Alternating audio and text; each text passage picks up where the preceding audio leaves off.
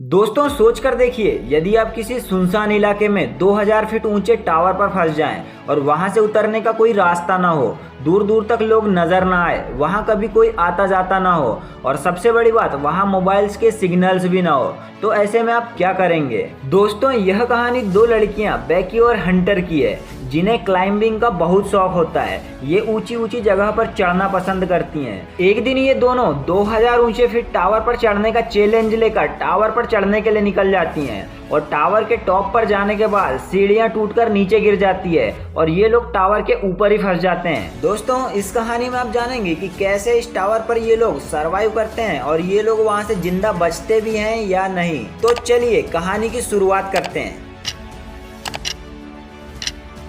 कहानी की शुरुआत में हमें तीन लोग बेकी, हंटर और बेकी के होने वाले हस्बैंड डेन को दिखाया जाता है, जो कि क्लाइंबिंग करने के लिए एक लोकेशन पर आए हुए होते हैं। ये लोग क्लाइंबिंग कर रहे होते हैं, तभी डेन अपनी रोप को फंसाने के लिए एक होल में हाथ डालता है तो वहां से एक बर्ड निकलता है, जिस वजह से डेन का बैलेंस बिगड़ जाता है और डेलेंस नीचे लटक जाता है। और फिर बेकी और हंटर डेन को बचाने के लिए नीचे आते हैं, परंतु डेन की डोर छूट जाती है और डेन नीचे गिर जाता है और डेन की मौत हो जाती है। इसके बाद सीन शिफ्ट होता है और हमें 1 साल बाद का सीन दिखाया जाता है, जहां हम देखते हैं कि बेकी अभी तक डेन की मौत को भुला नहीं पाई है। बेकी पूरी तरह से टूट चुकी है और बहुत ज्यादा ड्रिंक भी करने लगी है। बेकी के फादर बेकी को ऐसी हालत में देखकर काफी परेशान है। बेकी के फादर बेकी को समझाते हैं कि अब उसे डेन को भूल जाना चाहिए और एक नए जीवन की शुरुआत करनी चाहिए, लेकिन बेकी डेन को भुलाना नहीं चाहती थी और इसी बात को लेकर बेकी के फादर और बेकी के बीच बहस हो जाती है और फिर बेकी वहां से चली जाती है। बेकी डेन की यादों में धीरे धीरे कमजोर और मेंटली डिस्टर्ब होती जा रही है। बेकी ने डिप्रेशन कम करने के लिए गोलियां भी खाना शुरू कर दिया था। तभी बेकी के मोबाइल में हंटर का कॉल आता है, परंतु बेकी कॉल रिसीव नहीं करती है, इसलिए हंटर दूसरे दिन बेकी से मिलने के लिए उसके घर आ जाती है और हंटर बताती है कि उसके फादर ने उसे कॉल किया था और बताया था कि बेकी काफी उदास रहती है, वह अकेली पड़ गई है। बेकी हंटर से कहती है कि उन्हें मेरी चिंता करने की कोई जरूरत नहीं है। तभी हंटर बेकी को 2000 फीट ऊंचे B67 टीवी टावर के बारे में बताती है और बताती है कि मैंने प्लान किया है कि अब हम दोनों इस टावर पर क्लाइंबिंग करेंगे, परंतु बेकी हंटर के साथ आने से मना कर देती है। दूसरे दिन जब बेकी सोकर उठती है और उसकी और डेन की फोटो देखती है तो बेकी को डेन की कुछ बातें याद आती है, जिससे बेकी हंटर के पास आती है और उसे बोलती है कि वह उसके साथ आने के लिए तैयार है। यह सुनकर हंटर काफी खुश हो जाती है और फिर दोनों टावर क्लाइंबिंग के लिए निकल जाते हैं। रास्ते में ये लोग कुछ खाने के लिए एक रेस्टोरेंट में रुकते हैं। हंटर एक क्लाइंबर के साथ साथ वीडियो क्रिएटर भी है। वह अपनी फोटो और वीडियो सोशल मीडिया पर अपलोड करती है, जिस वजह से उसके अच्छे खासे फॉलोअर्स भी हैं। हंटर वहां एक लेडी से B67 टावर का पता पूछती है और तभी ये लेडी बताती है कि वह जो लाइट जल रही है वही है B67 टीवी टावर। और फिर हंटर और बेकी टावर की ओर निकल जाते हैं। तभी हंटर देखती है कि अंदर जाने का रास्ता बंद है, गेट पर ताला लगा हुआ है और अब उन्हें चलकर ही अंदर जाना होगा। ये लोग गाड़ी बाहर खड़ी करके जाने लगते हैं। तभी बेकी और हंटर देखते हैं कि कुछ वल्चर्स जिंदे डॉग को नोच नोच कर खा रहे थे। ये देखकर दोनों डर जाते हैं और उन वल्चर को वहां से भगाते हैं और आगे निकल जाते हैं और टावर के पास जाते हैं। पर तभी बेकी ऊपर आने से मना कर देती है, परंतु हंटर बेकी को समझाती है और बेकी मान जाती है। अब दोनों टावर पर चढ़ने लगते हैं। टावर काफी पुराना है, इस वजह से टावर की सीढ़ियों पर जंग लग चुका है। हंटर और बेकी टावर की 1000 फीट ऊंचाई पर चढ़ने के बाद कुछ देर रेस्ट लेते हैं और पानी पीते हैं और वापस से चढ़ने लगते हैं। करीब 1800 फीट की ऊंचाई पर चढ़ने के बाद हंटर बताती है कि आगे की सीढ़ियां टावर की बाहर की तरफ हैं और अब उन्हें 200 फीट ऊपर बाहर की सीढ़ियों से चढ़कर जाना होगा। बेकी हंटर से यहीं से वापस जाने के लिए बोलती है, लेकिन हंटर नहीं मानती और बेकी को अपने साथ लेकर ऊपर आ जाती है। अब दोनों ऊपर चढ़ने लगते हैं और टावर के टॉप पर चढ़ जाते हैं और कुछ फोटोज और वीडियोस क्लिक करते हैं। बेकी अपने बैग से डेन की अस्थियां निकालती है और उसे टावर के नीचे फेंक देती है। कुछ देर बाद दोनों डिसाइड करते हैं कि अब उन्हें नीचे उतर जाना चाहिए।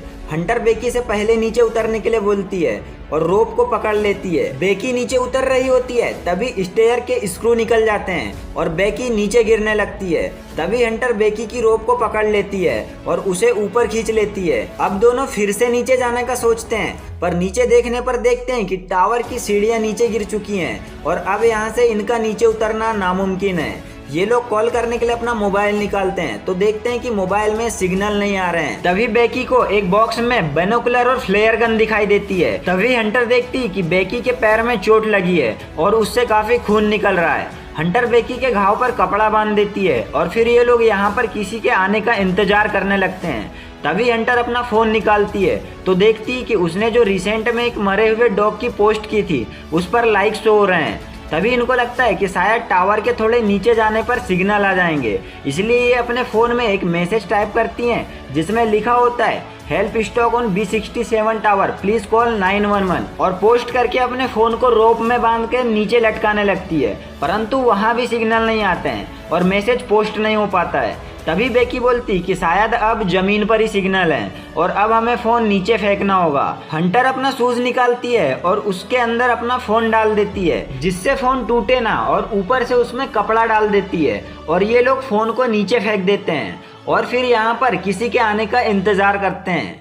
तभी इन्हें नीचे एक आदमी और डॉग दिखाई देता है। दोनों उन्हें आवाज़ लगाती हैं पर ज़्यादा ऊंचाई पर होने की वजह से नीचे तक आवाज़ नहीं जा पाती है और ये दोनों यहाँ से निकल जाते हैं। तभी बेकी फ्लेयर गन निकालती है और फायर करने लगती है। तभी हंटर उसे रोक लेती है और बोलती है कि इसमें एक ही फ्लेयर है और यदि उसने नहीं देखा तो यह वेस्ट हो जाएगा, हम इसे रात में फायर करेंगे।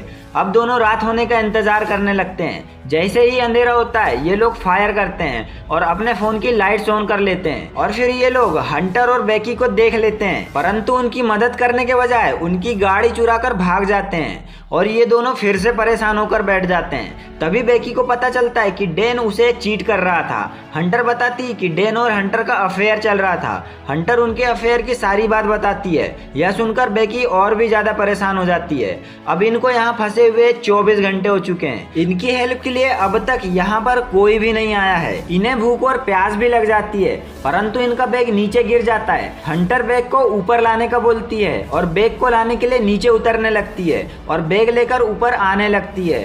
हंटर लगभग ऊपर पहुंचने ही वाली होती है कि तभी बेकी के हाथ से रोप छूट जाती है और हंटर नीचे गिरने लगती है। बेकी डरते और घबराते हुए नीचे देखती है तो देखती है कि हंटर नीचे लटक रही है, परंतु हंटर के हाथों में चोट लग जाती है जिससे हंटर ऊपर नहीं चढ़ पाती, परंतु बेकी हंटर को ऊपर खींच लेती है और फिर ये दोनों एक नोट लिखते हैं B67 टावर पर हम लोग फंसे हुए हैं, प्लीज़ हमारी मदद करो, और उसे ड्रोन में बांधकर रेस्टोरेंट की तरफ भेजने लगते हैं कि तभी ड्रोन की बैटरी खत्म हो जाती है।